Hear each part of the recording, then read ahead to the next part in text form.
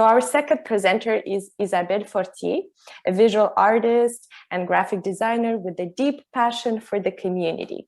She created and is facilitating the art hive La Page Blanche, the white page, in Boucherville that went online due to the pandemic. So she's here with us today to share a little bit on her experience with that process and her view of the third space. And let Melissa translate that portion. Yes, alors notre deuxième conférencière, c'est Isabelle Fortier. Elle est artiste visuelle, une graphiste aussi, qui a une profonde passion pour la communauté. Elle a créé et anime La Page Blanche, une ruche d'art communautaire bien ancrée à Boucherville depuis 2015. Et elle s'est mise en ligne, en fait, en 2020 à cause de la pandémie. Et puis maintenant, va bientôt réouvrir lentement ses portes physiques, tout en restant connectée à la communauté en ligne dans un nouveau modèle hybride. Bienvenue, Isabelle Fortier. Bonjour à tout le monde. En fait, la page blanche est née d'un besoin personnel, en fait, qui était propre à moi.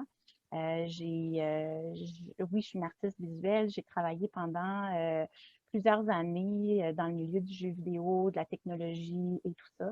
Et à un moment donné, le besoin de recréer avec mes mains, vraiment d'avoir mes mains qui créaient, s'est fait sentir.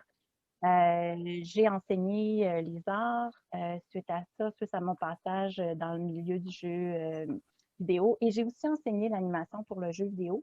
Mais clairement, j'étais plus du tout à la même place. Et tout ça, en fait, une espèce de recherche aussi c'est pas tout à fait ça. Oui, les arts, mais c'est pas tout à fait dans cette direction-là, m'a amené à aller visiter l'Université Concordia, de voir la belle murale à côté du bureau de Janice, justement, où il y a des lignes, like lines, like everybody does a line. And I was like, oh boy, OK, je me sens à la bonne place.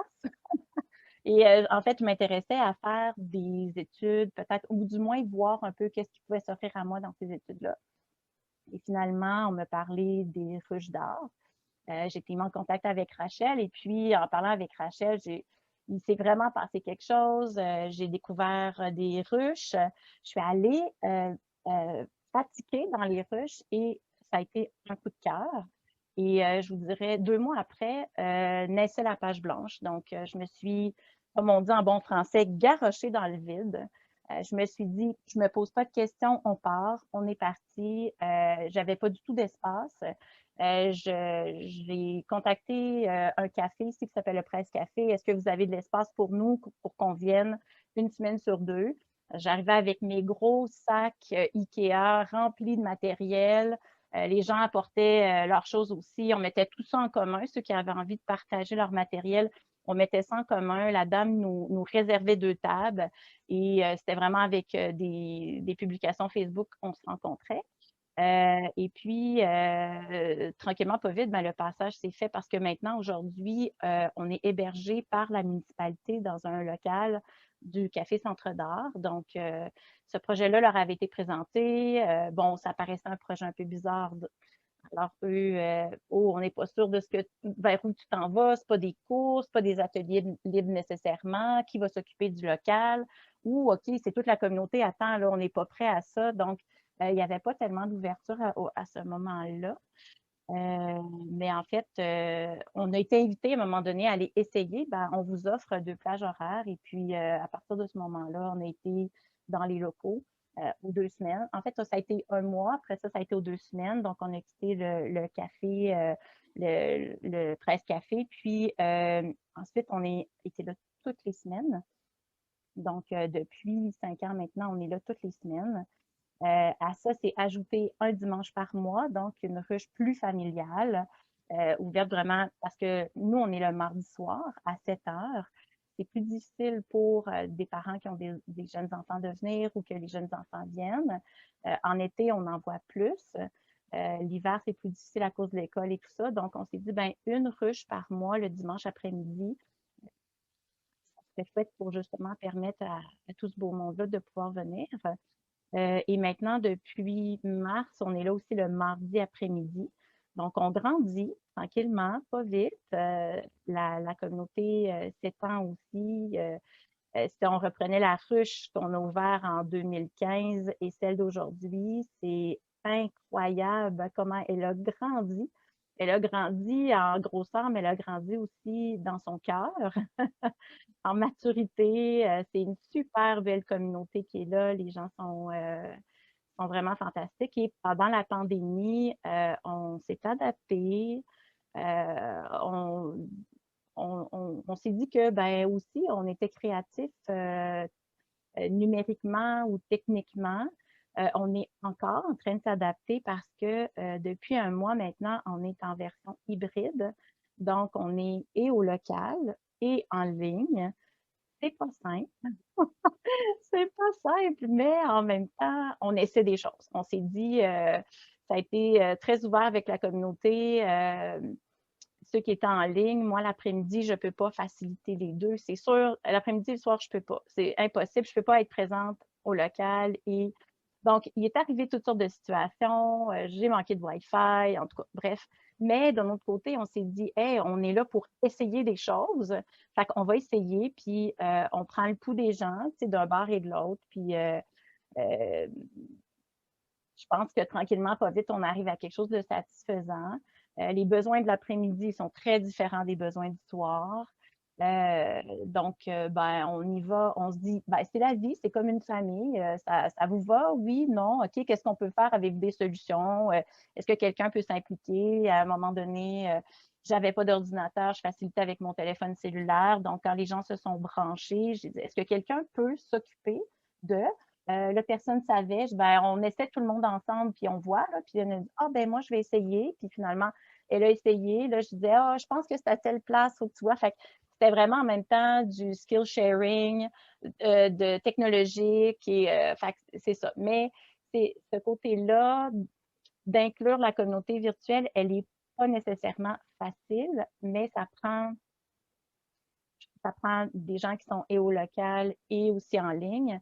On a la chance le soir d'avoir Momo, qui est vraiment un membre de notre communauté à la page blanche, qui a dit, écoutez, ben, pour moi, c'est facile, la technologie, je vais le faire. Là, on est rendu à une étape où on met tout le monde co-host et puis on go with the flow, on va voir ce qui va arriver. Puis, à un moment donné, des fois, il y a eu un jeu où on accueillait une personne, cette personne-là accueillait la prochaine personne et on essaie toutes sortes de choses, on s'amuse. Je pense que c'est aussi ce qui fait la possibilité d'essayer, puis c'est pas grave si on ne le sait pas comment. À un moment donné, il y a une co-facilitatrice qui est moins habile avec la technologie qui disait, mais je ne sais pas comment faire, peut-être qu'on peut le faire après. Ben, on l'essaye tout de suite, on le laisse tout de suite. OK, parfait. Donc, on y va vraiment comme ça. Moi, j'ai beaucoup grandi aussi en tant que personne. Je suis arrivée là avec plein de belles intentions, un peu naïve et tout ça, mais en même temps, j'ai grandi humainement, j'ai grandi aussi au niveau de la facilitation. J'ai suivi un cours avec Janice, les cours d'été à Saint-Henri, justement, où j'ai appris plein de choses. Je m'ennuie tellement des community of practice parce que maintenant, je travaille le vendredi. J'ai appris des choses incroyables et c'est vraiment comme dans les ruches, mais c'est une expérience, on crée, tout en parlant de toutes sortes de choses, puis ça fait du bien aussi de pouvoir se déposer là, d'amener des sujets qui, des fois, nous arrivent, sont déjà arrivés à d'autres personnes, de prendre cette expérience-là. Donc, encore là, c'est du skill sharing, il y a tout le temps des belles réponses. Si on ne trouve pas de réponse, ben, on pourra en parler une prochaine fois, ou il y a quelqu'un qui vient, tout ça. Donc, moi, ça m'a donné le goût aussi de m'impliquer davantage dans le réseau quand j'avais le temps. Donc, pendant la pandémie, l'été dernier, j'ai fait de la mise en page de documents, tout ça. Je suis un petit peu moins disponible, mais en même temps, j'ai vraiment envie que ce réseau-là continue de vivre. Et autant quand je suis arrivée, j'avais l'impression que j'étais comme toute seule à Boucherville, sur la rive sud. Tout le monde se rencontrait en ville. Moi, mes enfants étaient plus jeunes. J'étais là, et je peux vraiment pas. Fait que la pandémie a apporté que moi, j'ai pu aller aux rencontres de Community of Practice. Je pouvais être là parce que ça se faisait en virtuel. Puis j'étais là, hey, j'ai manqué tout ça. Donc, j'ai trouvé ça fantastique pour ça. Et pour nous, la ruche, la page blanche, le fait d'être en ligne, ça a fait en sorte qu'on a rencontré plein de nouvelles personnes, dont plusieurs sont ici aujourd'hui, qui butinent d'une ruche à l'autre, qui vont voir, qui nous ramènent ce qui se fait ailleurs, qui nous donnent des idées dans la nôtre. Donc, moi, je trouve ça vraiment fantastique. En gros, c'est pas mal ça. Je dirais qu'aujourd'hui, ce qui est super beau, parce que mardi dernier, justement, il y a une participante qui demandait c'est quoi la différence entre en ligne et au local? Puis c'est très drôle parce que quand on a fermé l'écran, après, on a continué à parler de ça. Puis elle disait hey, moi, pendant la pandémie, je me suis ennuyée de notre ruche. C'est un peu comme un atelier de création qu'elle n'avait pas accès. C'était comme son atelier de création. Elle dit, je m'ennuyais des bacs, je m'ennuyais du matériel. J'avais tellement hâte de m'asseoir ici parce qu'elle se sent chez elle. Donc, ça s'est mis à parler. C'est vrai, c'est chez nous ici. Tu sais, puis je trouve ça le fun parce que ces personnes-là qui le ressentent, quand ils accueillent aussi les nouvelles personnes qui viennent, ils les accueillent dans leur local, ils ouvrent leurs armoires. Ça a été quelque chose de beaucoup d'éducation à faire. On se rend compte que de se sentir chez soi ailleurs, c'est pas simple. C'est possible, mais c'est pas simple. En fait, ce que je voulais vous dire, c'est qu'au départ, quand on est arrivé là pour faire connaître le principe, on organisait beaucoup un horaire, on avait vraiment une programmation. Et puis, on remarquait que quand il y avait quelque chose d'organisé, les gens venaient. Quand il n'y en avait pas, les gens ne venaient pas. Fait qu'on s'est dit, peut-être qu'on pourrait essayer d'organiser quelque chose un peu comme à toutes les semaines, mais que ça vienne des gens, ça fonctionnait plus ou moins. Il a fallu vraiment être patient là-dessus puis se dire, on organise quelque chose de très, très petit où c'est soit qu'on sort du matériel puis on dit, hey, on crée avec ça, on s'amuse avec ça, soit qu'on partage des connaissances, quoi que ce soit. Mais après, dans le fond, notre équilibre est venu de on fait un atelier comme quelque chose d'un petit peu plus organisé une semaine, l'autre, c'est libre. Mais la pandémie a fait que, comme les gens créent avec leur matériel, nous, ça l'a ouvert à, on n'en fait plus on ne fait plus d'organisation d'ateliers ou quoi que ce soit d'avance. C'est à la fois. La ville, moi, me demandait de faire une programmation aux 3 mois, donc d'avoir quelque chose pour 3 mois, et c'était vraiment très lourd. On ne pouvait pas changer dernière minute et tout ça. Puis à un moment donné, on a vraiment fait, non, on n'embarque plus là-dedans. On laisse les gens proposer des choses. Donc, ça l'a permis justement à ce que, en voulant bien faire, on empêchait la communauté de s'exprimer puis de dire hey, moi, dans 2 semaines, je suis là, j'aurais aimé ça, moi, proposer quelque chose. Fine. Là, avant, c'était ça irait dans 4 mois. Ouh, je ne sais pas, je vais être disponible. Donc, on a vraiment grandi là-dedans. Et maintenant, je trouve qu'on a vraiment.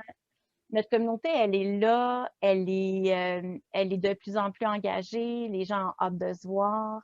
C'est super beau de voir justement quand les gens rentrent à la ruche que c'est même pas les gens qui ont ouvert les portes de la ruche qui vont les accueillir, mais dire ça fait longtemps qu'on t'a pas vu. Puis là, la magie s'opère. Et puis moi, j'ai vraiment l'impression que je fais allez-y, la communauté, tu sais, je vais vous regarder, puis c'est ça. Fait que, en gros, c'est ça. J'ai autant d'amour pour cet espace-là. J'ai l'impression maintenant que je peux vraiment comme davantage créer ou créer différemment en étant tout à fait une participante, tu sais, bienveillante et non de toujours être en train d'organiser quelque chose ou d'organiser l'espace. Fait que moi, je suis contente d'avoir aussi été capable de laisser la place à la communauté puis dire, hey, on est vraiment pour la communauté puis par la communauté. Donc, c'est une communauté qui est riche puis qui apporte vraiment à plein de gens, là, tranquillement, pas vite. On a envie d'aller ailleurs, d'accepter encore plus de gens, en fait, pas d'accepter, mais de toucher plus de gens. Là, on a des papas qui sont là l'après-midi avec leurs enfants. Fait que je me dis, hey, peut-être que ça, c'est une réponse à plusieurs moments à sourire. Puis j'ai dit, mais comment on fait pour aller chercher les gars? Comment on fait pour aller chercher les hommes? Et là, je suis toute énervée parce qu'on a des papas qui viennent l'après-midi. Puis je me dis, hey, ils ont tellement à partager aussi.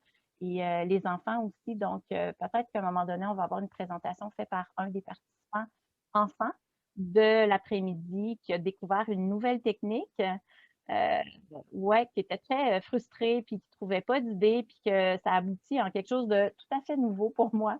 Je disais, hey, ça serait tellement cool qu'on le partage, donc on verra, peut-être à un moment donné, il va se diriger par là, mais voilà. On continue de travailler très fort et je me dis, quand toutes les personnes à Boucherville sauront qu'on a une ruche d'art, on pourra dire que la mission est accomplie.